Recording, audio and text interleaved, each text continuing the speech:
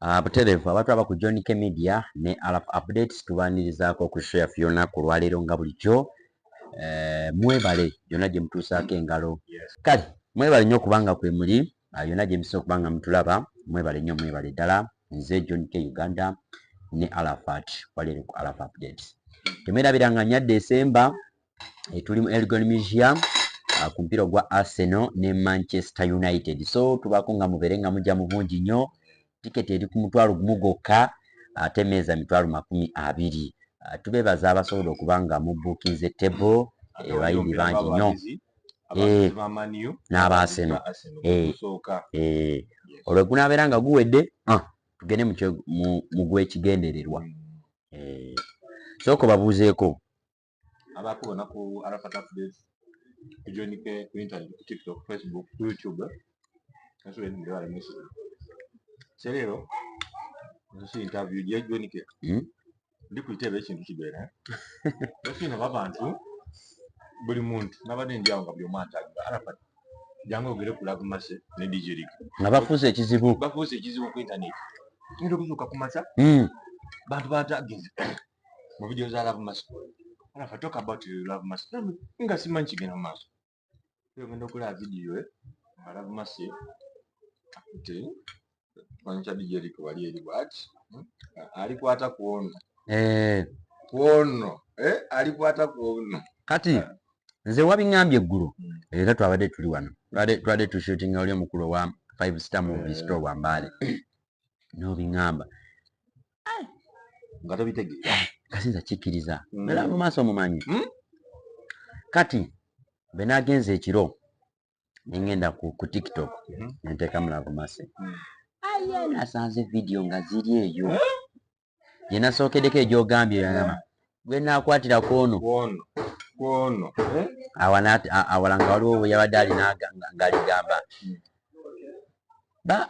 waliwo kasawundi akatambula ennyo tyaba emikwano osimanyi omwami wange yooyo nga waali then n'awalala nga bali n'abaana ne bateekamu akayimba bakadde kani nga kayimba kakadde awalala nga bali mu supermarket nagamba omusajja akwagalira omwana. Bana DJ Rick DJ Rick ali nga bugisu pesa weno kitumina ko buzibu. Love Mercy Love Mercy yani oyo Love Mercy muwala oba munyankole oba mukiga ne ku tribes ezebbiri ku tribes ezebbiri mukiga oba munyankole. Yasooka mumanya yali eyo outside oba bayita bakadama abagenda ebweru okuba ekyeyo ng'ayogera nnyo ku TikTok. Be bano abawala abakuwa level agaba level bw'obanga obadde olina kyokozaawo akuwa level ne bw'obaani akuwa level.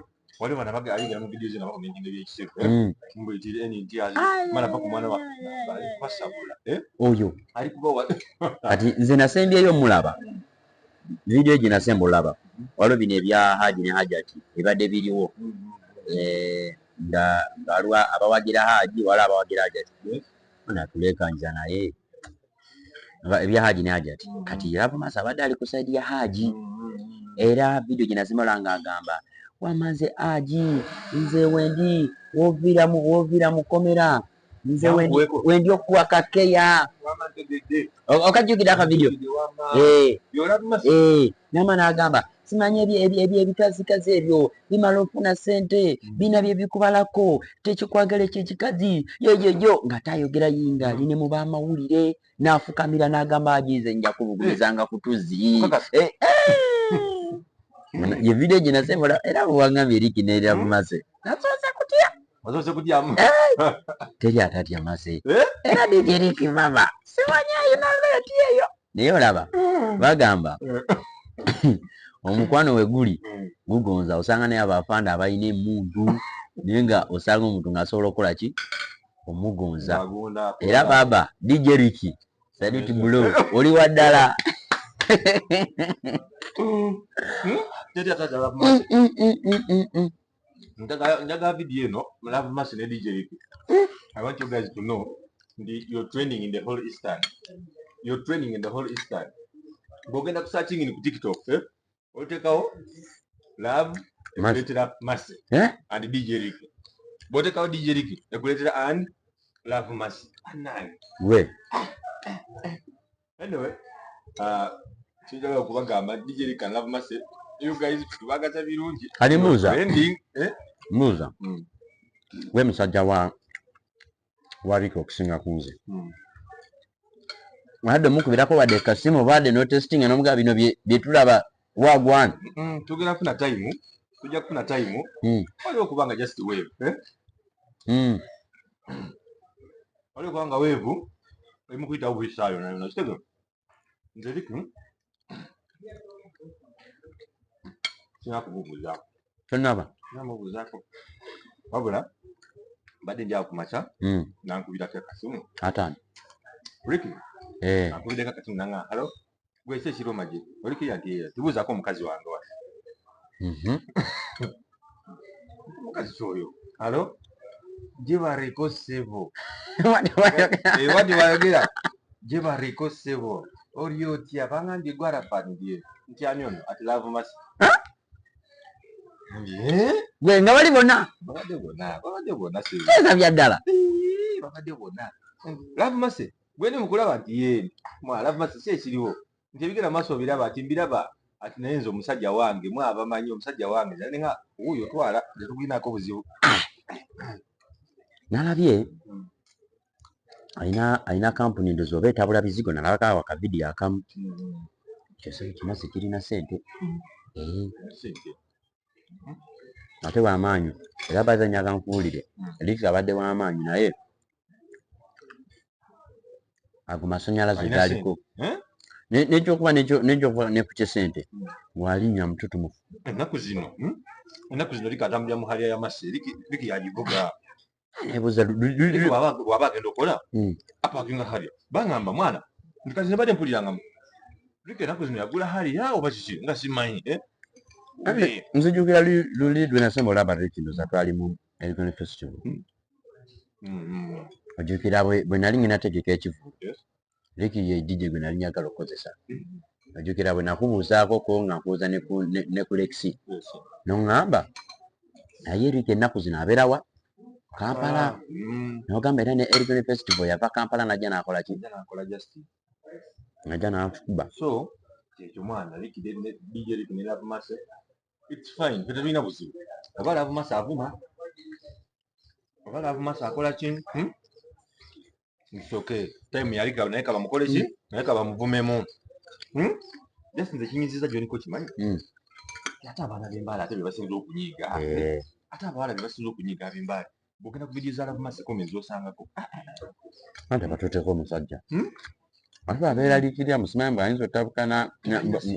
Kati balina sente. Love Mercy gwe sente zawali. Agambye. Akuba esimu ne twogera. Bwe twogera. Ye muli balungi nti ye. Agamba ati DJ Ricky angambye mbugwe mukwano gwe nnyo. Mbugwe mukwano gwe nnyo. Nze atakulimbye. Ati ndi kujja okulaba ku Friday. Masajja. Ati ndi kujja okulaba ku Friday. Kati tugenda lya ssente. Era fenga ab'embaale njaga kugamba Love Mercy we are so much prepared tukwaniriza nga mulamu waffe. Muula. We are very happy. Twetegeka saayo nana tugenda kuleetera yawo bagundi. Tugenda kuleetera abayimbi abo batayi baje bakuyimbiremu awo bakusanyuse bakuziniremu akadodi okitegera ekintu ekyo tuvaawo mwana. Ricky ne Love Mercy tubagaza birungi byereere. Waliwo kirala. Boy Ricky wadala musajja mu basajja. Nakyali nga bamuyita wabutikalimu ali yasanyusa ali kunsanyusa. Nga masibu Ricky yafunye mulamu ati fwe omukazi saawe nofa abamulina ati Ricky mugambe naye bamuvuma batya oyo omukazi we kati saawe nteri aleeta muzanya ati bwe kyetaagisa ekikonde tuli kulwana. Ricky gwe yafunye terasamwogirako. Agabalevo. Oli avuganya n'abafuulu figa. Omanyi omuteyimba mu fuulu figa okumuvuma. Ekituufu. abo alingabula abasefuko abo bati abo abantu abawale ate nakuzinadenge yakenderamuko Lavumasi. nase mulaba wanene ku ebyo bya haji najati Kati ndikulaba abali okumuzuukusa be bana abali okumulumba ku musajja we omusajja we bali mu kumuzuukusa kitegere nebyo buli muntu yenna ku nfuno fena tukwana wali baddeko awo nolaba omuntu nobuuza noba kati abantu bano baba batandika batya okwekwana kati Ricky ne Lavumasi beekwana ate bani yatandika munne omanyi kyemmanyi Lavumasi yagenda okucakalako n'atuuka awantu nga agenda kola ki agenda kuba ndongo ndongo ng'aliko happy boys ndoze kawempe omanyi Ricky alina ekizibu kimu Ricky tagenda ntu n'akuba ne bakuba bw'oba tumulabangako Ricky akuba endongo Ricky waddala kati Lavumasi nze kimanyi ekyamwagaza DJ Ricky kintu eki ndongo amulanga asabula kamukuba endongo tujja kufuna kayita bine DJ Ricky ajja kutugamba byonna byonna betaaga masi oyo gwe betaaga Friday tulina Lavumasi interview oyo era nze ekibuzo kyange kiri nti mwetandika mutya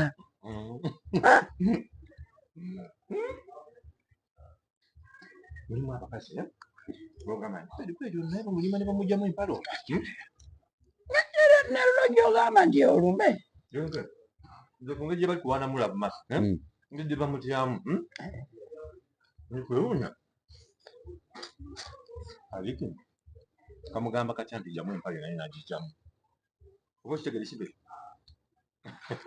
liganza okwa ge batuukirira kati just tugende ab'embale fena embasaba kiri kimu abaagala Ricky abatamwagala wasi ebigambo ziri mu WhatsApp group eyo bavuma bakola ki kati tugenda okusaba abantu abaagala Ricky n'abatamwagala fena tukkirize ekyaze kyakoze eki kati oli mulamu waffe kati bane batamwagaliza tumanyi abantu b'embale oli mulamu waffe twagala tetwagala oli muki mulamu waffe ate alina lubuto onyala pante gw'omugambo tosala owatamuwaate Lavumasi ali lubuto Ricky ali lubuto lwa Ricky kati mune munamuvuma ne munakola ki ali lubuto lwa Ricky agenda kuzaala manyi gwalafa ati omugambo tosala musala okola ki owatamuwaate kati ekyo nsobola obutakikakasa bulungi ganjoge naye kusimu nangamba abanvuma abanvume tebamanyi nakiddako kale nange nakuzaala mwana yagenda omuzaaliro owokusatu anti alina babiri it's okay ffe tetulina buzibu gwezaala omwana